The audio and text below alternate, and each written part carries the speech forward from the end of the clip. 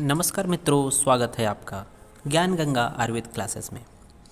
आज का टॉपिक है अल्ना का क्लिनिकल एस्पेक्ट और अप्लाइड एस्पेक्ट ऑफ अल्ना। इससे पहले हम लोगों ने अल्ना के जनरल फीचर्स, साइड डिटर्मिनेशन और एक्सेट्रा ए टू जेड सभी बातें किया था। इसके बाद हम लोग बात करेंगे कि अल्ना का क्लिनिकल एस्पेक्ट क्या है। तो आइए शुरू करते हैं आज का टॉपिक। पहला पॉइंट है फ्रैक्चर।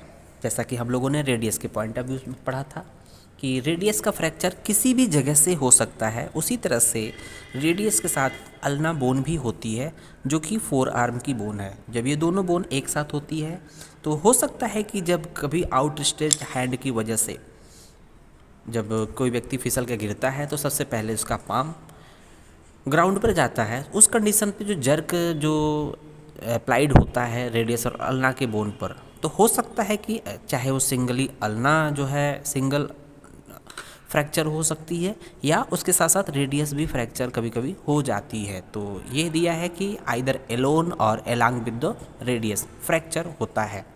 दूसरे पॉइंट के बारे में बात करेंगे, डिसलोकेशन ऑफ एल्बो। एल्बो का डिसलोकेशन जनरली किस कंडीशन में होता है उसके बारे में बात करेंगे।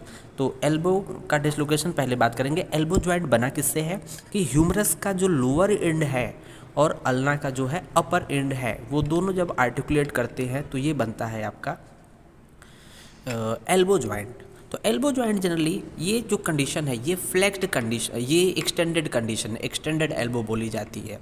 तो दिया हुआ produced by fall on the out stretched hand with elbow slightly फ्लैक्स्ड। जब हम अपने आप को बचाने के लिए गिरते हैं, जब कभी भी अगर स्ट्रेट कंडीशन में रहते इस तरह से हाथ पड़ता है तो जनरली डिसलोकेशन नहीं होता है। बट क्या होता है कि जब एल्बो जॉइंट स्लाइटली फ्लैक्स्ड रहती है, इस तरह से कंडीशन होगा तो उसमें ये जहाँ पर ये ट्रॉक्लियर नॉच है यहाँ से ये डिसलोकेट हो जाती है। तो लोअर एंड ऑफ ह्यूमरस से ये डिसलोकेट हो जाती है, जिसको बोलते हैं डिसलोकेशन ऑफ एल्बो जॉइंट। फिर तीसरे नंबर पे बात करते हैं कि एल्बो जो होता है, जो एल्बो होता है इस पर तीन बोनी प्रोमिनेंट होते हैं, तीन बोनी प्रोमिनेंट होते हैं। तो देखते हैं वन बाय वन ये तीन बोनी प्रोमिनेंट कौन कौन से हैं। तो यहाँ पर जो देख रहे हैं कि ये जो है यहाँ पर जो एल्बो जॉइंट बन रहा है कि ह्यूमरस का लोअर एंड और अल्ना का अपर एंड। तो अपर एंड तो देखेंगे यहाँ पर तीन बोनी प्रोमिनेंट कौन कौन से हैं। तो ये एक कोंडाइल होता है, दो कोंडाइल इसमें होते हैं ह्यूमरस में। ये होता है लेटरल कोंडाइल, ये होता है मीडियल कोंडाइल। इन दोनों के बीच में एक्सटेंडेड एल्बो के केस में क्या होता है कि यहाँ पर ओलेकर्नन प्रोसेस भी होता है। ये होता क्या है कि तीनों पॉइंट जो है एक्सटेंशन की कंडीशन में, जब ये एक्सटेंडेड एल्बो है अर्थात ह्यूमरस के लाइन में अल्ना है, तो एक्सटेंशन की कंडीशन में तीनों पॉइंट क्या होते हैं, ये एक लाइन में होते हैं। तो देखेंगे पहला पॉइंट, दूसरा पॉइंट और तीसरा point means lateral epicondyle, olecranon process और मीडियल एपिकोंडाइल तीनों क्या है एक लाइन में दिखाई दे रहे हैं। तीनों इसी स्केच पेन के नीचे है अर्थात एक लाइन में है। तो ये हो गया एक्सटेंशन की कंडीशन में। तो ये हॉरिजॉन्टल लाइन होते हैं, स्ट्रेट लाइन में होते हैं, जैसा कि डायग्राम में यहाँ दिखाया गया है। तो लेटरल एपिकोंडाइल, मीडियल एपिकोंडाइल और ओलेकर्नन प्रोसेस एक लाइन में हॉरिजॉन्टल, ऐसा कि यहाँ दिखाया गया तीनों पॉइंट को। फिर देखते हैं अगर थोड़ा सा स्लाइटली फ्लैक्स्ड अगर कर दिया जाए, स्लाइटली थोड़ा अगर फ्लैक्स्ड कर देंगे तो क्या होगा कि देखेंगे यहाँ पर स्लाइटली फ्लैक्स्ड की कंडीशन में ये जो तीनों जो कोंडाइल होते हैं प्रोमिनेंसी, ये थोड़ी सी डिस्टर्ब हो जाती है। ये लाइन अब नहीं हॉरिजॉन्टल न रह के देखेंगे यहाँ पर ये आपका लेटरल एपिकोंडाइल है, ये लेटरल एपिकोंडाइल, मीडियल एपिकोंडाइल और ओलेकर्नन प्रोसेस। अब ये ओलेकर्नन प्रोसेस थोड़ा सा डाउनवर्ड जा रहा है, डाउनवर्ड शिफ्टिंग हो गई इन दोनों की तुलना में। डाउनवर्ड शिफ्टिंग होने की वजह से ये हॉरिजॉन्टल जो लाइन था, स्ट्रेट लाइन था, डिस्टर्ब हो गया।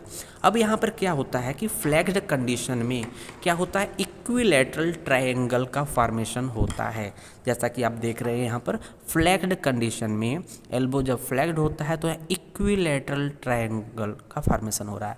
अर्थात देखेंगे ये यहाँ पर इक्विलैटरल ट्रायंगल फॉर्मेशन हो रहा है और ये नॉर्मल है, कोई एबनॉर्मल नहीं है, ये नॉर्मल होता है। लेकिन क्या होता है कि ये डिस्टर्ब कब होगा, जब ये डिसलोकेट हो जाएगा, जब एल्बो जो है अपने ह्यूमरस के एल्बो जॉइंट से जब अल्ना डिसलोकेट हो गया तो उस कंडीशन में क्या होगा, इक्विलैटरल ट्रायंगल डिस्टर्ब्ड हो जाएगा।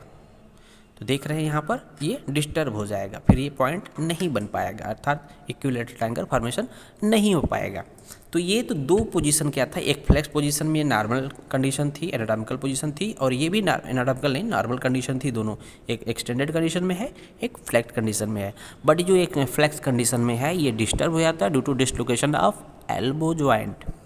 ठीक है, फिर बात करते हैं फोर्थ पॉइंट, जो fracture of olecranon process.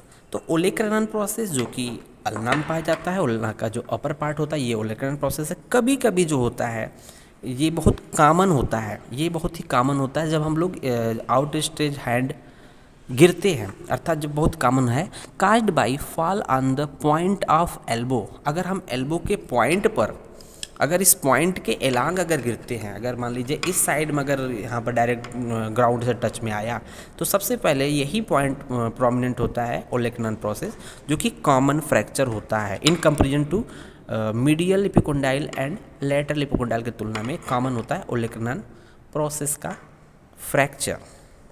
Thank you.